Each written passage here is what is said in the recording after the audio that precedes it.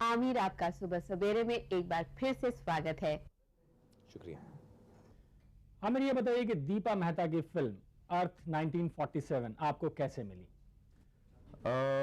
सबसे पहले जब मुझे ऑफ़र की गई थी तो उस वक्त मैं 2-3 फिल्में और कर रहा था, तो मेरे पास वक्त नहीं था एक और फिल्म करने का। और उस वक्त दीपा से मैंने ये कहा, एंड आफ्टर दैट, तो उस वक्त मैं फिल्म नहीं कर रहा था जब मैंने कहा कि मेरे पास वक्त नहीं है। So she obviously went to other actors and proceeded with the film, but for some reason or the other her schedule kept getting pushed ahead, and finally almost 9 months or a year later Jammu ji contacted me and said वो film वो role अभी भी cast नहीं हुआ है और दीपा जी ने कहा एक दफ़ा और आपसे पूछें। तो तब तक मेरी वो फिल्में भी काफ़ी बन गई थी और जम्मू जी ने बताया कि इस फिल्म में 15 दिन का काम है एक्चुअली, तो आपके सिर्फ 15 दिन चाहिए।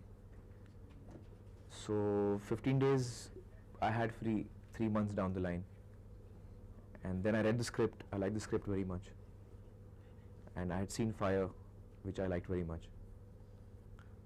So that's how I did the film. Aamir, क्या इस फिल्म में आप खलनायक बने हैं? आपका रोल कुछ नेगेटिव है? बिल्कुल नेगेटिव तो नहीं कह सकते। आमतौर पे जो हमारी फिल्में बनती हैं उसमें जो विलन कैरेक्टर होता है इस तरह का नहीं है। एक आम इंसान है जो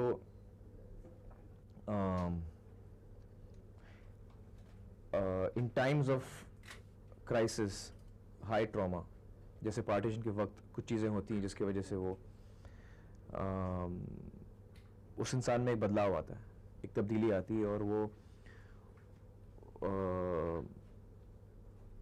पहले तो जब फिल्म शुरू होती है उस वक्त तो वो he is quite a charming person, he is very much in love with Ayah, that is the character Nandita is playing, Shanta. और फिल्म में कुछ हादसा होता है जिसकी वजह से उसमें एक तब्दीली आती है और उसका सोचने का अंदाज बदल जाता है। फिल्म ये दिखाना चाहती है, एक्चुअली फिल्म का मैसेज ये है कि ये लड़ाई झगड़ा और war is bad, this kind of conflict and killing is unnecessary. Aamir, एक महिला निर्देशक के निर्देशन में काम करने का अनुभव आपका कैसा रहा? देखिए, वुमेन डायरेक्टर है उससे तो कोई फर्क नहीं पड़ा मेरे लिए तो डायरेक्टर हैं, चाहे वो मर्द हैं औरत हैं। सब्जेक्ट उन्होंने अच्छा हैंडल किया। उनका स्टाइल है कि वो Deepa likes to underplay the performances, the moments. She likes the actors to feel within and project less. So which is quite different for me because I'm coming from an environment where I've been working in mainstream cinema for the last 10 years. So that was a different experience for me, and she's a lovely person to work with, very intelligent, a good understanding of characterizations. She's a writer herself. Aamir, Deepa Mehta की पहली film fire भी बहुत सारे विवादों से घिरी रही और अब सुनने को आ रहा है कि अर्थ के साथ भी ऐसा ही होने वाला है। फायर मैंने देखी थी और मुझे बहुत पसंद आई थी। मुझे फिल्म देख के ऐसा नहीं लगा कि किसी वजह से भी उसे बैन होना चाहिए। और Fire was meant for adult viewing. Fire को ए सर्टिफिकेट दिया गया था। So I think if it's an A certificate film there is no problem. Mature and adult people are seeing that. Earth भी मेरा ख्याल है ए सर्टिफिकेट है। इस फिल्म से आपको कितनी उम्मीद है? मैं ऑडियंस के रिएक्शन में इंटरेस्टेड हूँ। फिल्म जो है, फिल्में जो बनती हैं वो ऑडियंस के लिए ही बनती हैं, और ऑडियंस को अगर फिल्म पसंद आए, that is what I'm looking for. Sometimes that translates, most of the time that translates into box office success or failure.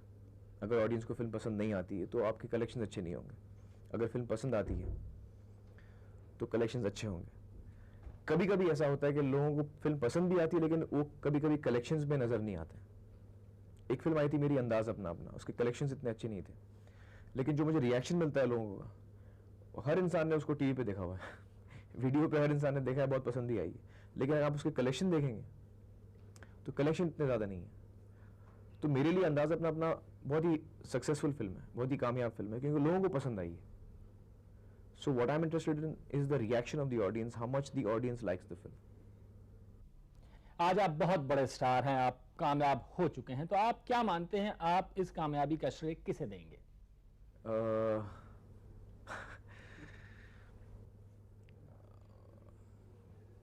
शायद बचपन में मेरे पेरेंट्स ने मुझे खूब टाइट करके रखा होगा। वेल मैं इस वक्त जो कुछ भी हूँ, it's because of the way I been brought up by my parents, and so I have to thank them for whatever I am today. As a child, you know, when you are growing as a child, उस वक्त आप क्या सीखते हैं, आगे जाके आप वही बनते हैं।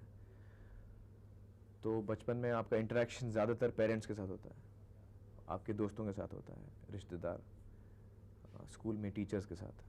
तो उस वक्त जो कुछ आप सीखते हैं, उस वक्त आपका माइंड फॉर्म होता है, आपका नेचर फॉर्म होता है। तो what ever I am today is because of the influences, you know, in my growing years. Aamir Khan साहब, सुबह सवेरे हमसे बातचीत करने के लिए आपका बहुत बहुत शुक्रिया। Thank you.